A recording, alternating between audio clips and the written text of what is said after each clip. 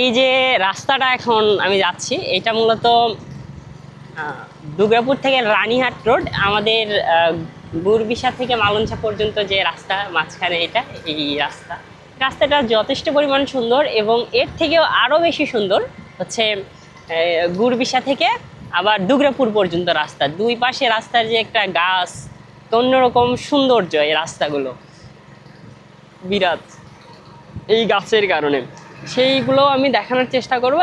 এবং হচ্ছে আমাদের এলাকায় তালতলা নামে একটা জায়গা রয়েছে, দুর্গাপুর থেকে সিঙ্গারপাড়া রোডের অনেকগুলো তালের গাছ, এখানে তালতলা নামে অনেকেই বলে, বা মিনি ঘুঘুডাঙ্গাও বলে অনেকে। এইখানে গিয়েও হচ্ছে সুন্দর সুন্দর কিছু যে পরিবেশের আমাদের এলাকার সবগুলো দেখানোর চেষ্টা করব।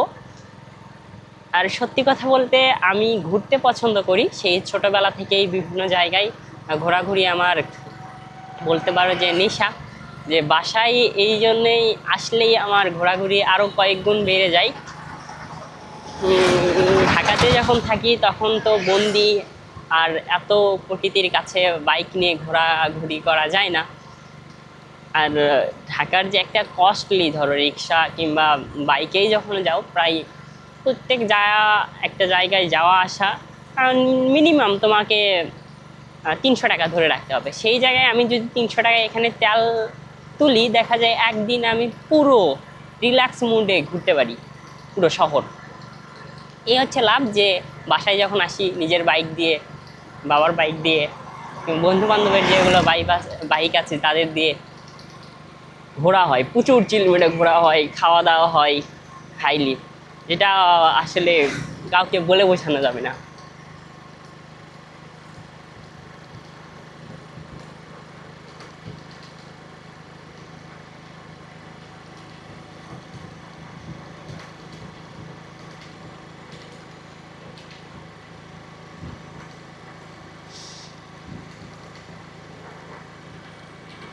এই পথ যদি না শেষ হয় তবে কেমন হতো তুমি বলো না, এই পৃথিবীটা যদি স্বপ্নের দেশ হয় তবে কেমন হতো তুমি বলো না। বলো, বলবা?